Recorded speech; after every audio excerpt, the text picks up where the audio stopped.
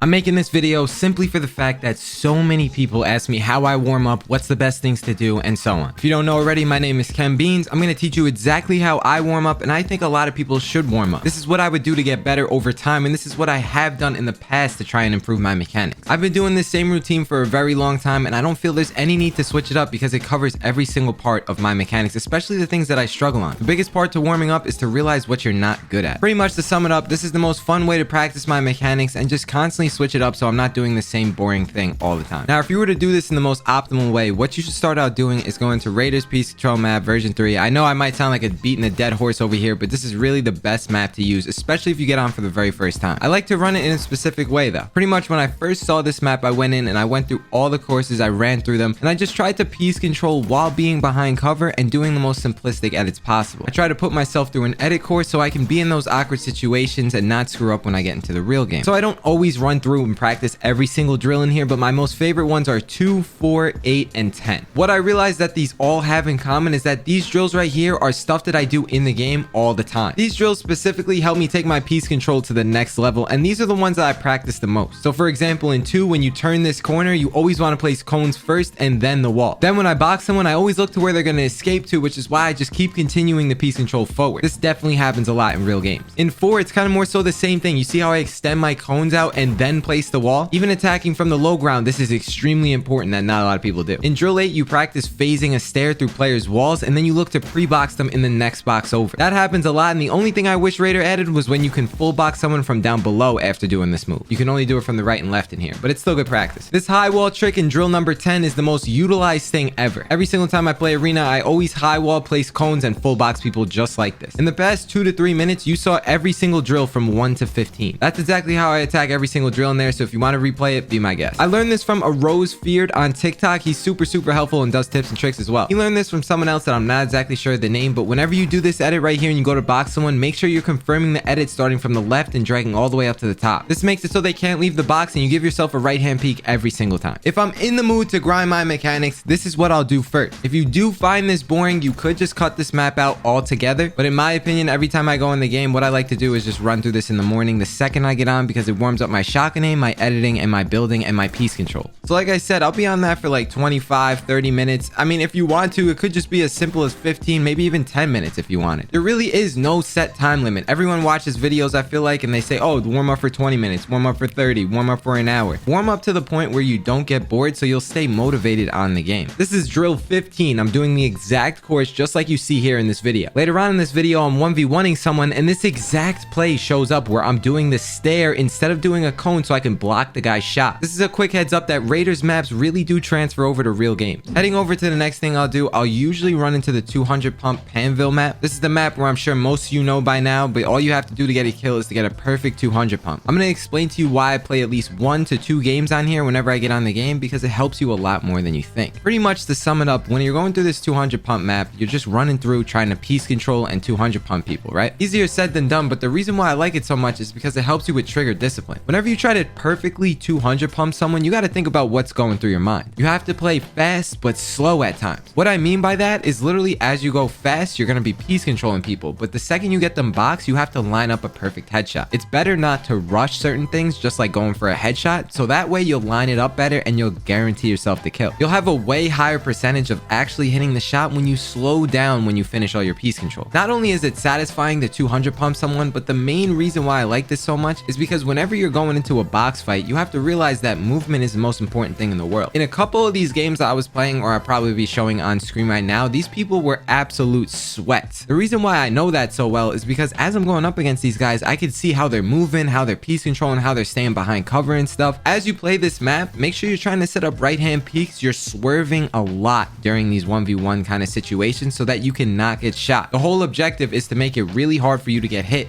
as well as it to just line up a nice headshot. That's exactly why when I run through this 200 pump map, I'm constantly swerving, I'm moving around, I'm crouching, I'm jumping, I'm making myself a really hard target to hit. One of the things that a lot of people tend to not really know, especially more so beginner people on Fortnite, when you play this game, it's very important to run at the opposite direction of which the guy is running. I've been noticing that the duration I've been playing this 200 pump map, it's probably been a couple months now, every single time I die, it's usually not because someone just hit some crazy flick shot. Don't get me wrong, wrong, that does happen, but a lot of the times what causes me to die is whenever I'm trying to 1v1 someone, I shoot them, I miss. So now I'm trying to swerve to make sure that they can't hit me too well. So I'm doing all that awkward movement stuff. You got to remember this, especially in real games. When you guys are running parallel in the same direction as each other, it's really easy to line up a pump shot, especially a headshot. If you find yourself dying a lot in these games, just realize kind of how you're dying. Are you guys going in the same direction? More than likely, that will probably be the case, because just like in this clip right here, you could see how me and this guy are moving in the same direction, and it makes it really easy for him to shoot a shot. Imagine if I was swerving in the opposite direction so that he would have to do more of a flick shot rather than just smooth tracking. If you find yourself dying a lot in this map, because to be honest with you, it's gonna happen, try not to rage. It's really not that big a deal. The goal is not to win or come out top 3. You just want to get some practice in. Whether you get 5 kills or you get 30 kills, getting practice is practice, and every little thing will help you get better. If you struggle hitting shotgun shots, especially when you get on, I would recommend lowering your targeting sensitivity, so that way when you aim down with a shotgun, which you should be doing, you'll be able to line up shots a lot easier, because the lower you have that targeting sensitivity, the slower you're gonna move from right to left while you're aiming down. So far right now, usually what I would do to get on is I do the Raider Peace Control map, just like I talked about, and then I do the 200 pump map. From there, the next thing I would do is hop into the 1v1 realistic. I would try to never have god loot when you play these though. It's super unrealistic, and that practice is really not that fun after a while. Make it a challenge on yourself so it keeps your mind running and constantly thinking of new ideas to kill people. Pretty much the idea in this is to use your Raider Peace Control map and your 200 pump shotgun aim to kill people in these 1v1 realistics. That's exactly why I follow it in this order. It's kind of like starting from ground zero going all the way to the top floor. You start out by warming up a little bit of everything. You don't really face too much real people at the start. Then you go into the 200 pump map. You warm up your aim, and it helps you with tracking really nicely, as well as it's not only tracking, but it's piece control and boxing and then killing someone. That's the most useful thing in the game. Then you take it a step further. You go get some loot. Now you're playing against someone who is kind of good, probably around the same skill level as you, and you have minimal mats to fight them. No infinite heals or anything like that. It's super realistic, hence the name. A lot of people know of these maps, but the thing they don't understand is just the routine. If you're looking to get better or get to that next sort of level, this is one of the most important things to do. Warming up is one of the most important things, because you want to try and find your flow state on Fortnite. That's the time it takes you to get really warmed up to the point where you'll feel really good going into arena, and there's not going to be any hiccups in your game. Every time you get on, realize how long it takes you to get really warm. Maybe set a timer, I don't know. Remember the time when you first start? That way by the time you get into that flow state, you'll be able to replicate that time over and over and over. You'll just be able to remember. If you play video games for a long time, you know exactly what I'm talking about. It's that period of time where it takes you so long to get warmed up to where you're actually feeling comfortable and you're at your normal skill level. When you're not warmed up, there tends to be a lot of hiccups, maybe missed edits, or just building pieces that go in the wrong spot. Me personally, in my opinion, I might get some hate for this, but I really don't care. This is just what I think. The Zone Wars maps to warm up in is not the greatest thing in the world. Maybe 1v1 Zone Wars is a thing, but if you're doing like that 16-man, 32-man Zone War where when you die, you're just kind of sitting and watching people play because you're spectating, that's got to be one of the biggest waste of times to warming up at least. I don't know about you guys, but I've been looking to try and find ways to get better at the game, and I wanted to make a narrow YouTube video of exactly how I warm up and the small tips and tricks involved in each map. I went out of my way to make this so that none of you ask me when I'm live streaming. I'm just gonna shove a command in your face. Don't forget that if you struggle to realize what you're bad at in the game, to me, I think it's pretty simple. Every time you go into a real fight, whether it's in 1v1 realistics or whether it's in a real arena game, pub game, whatever, when you fight someone, realize how you die. I would never VOD review, literally go into the replays to see how you die. I would try and set up some sort of software. Maybe it's GeForce Experience, maybe it's OBS, maybe it's Streamlabs OBS, maybe it's using your PS4 to just capture the last 30 seconds or something. When you die, or maybe when you get a kill, as you're watching your replay, just figure out what you're choking on, what made you nervous in the fight, so you can practice that the very next day in creative. You want to rep this out and rep this out. Always just smooth out your mistakes, and then over time, you're going to find yourself getting really good. Nothing comes really quick in this life. I swear to you, especially in Fortnite, if you want to get good, you just got to keep putting in a little bit of practice every day or every other day, and you'll see some improvement. Shout out to everyone on the screen right now using code KenBeans. I will talk to you guys in the next video. Deuces. Peace.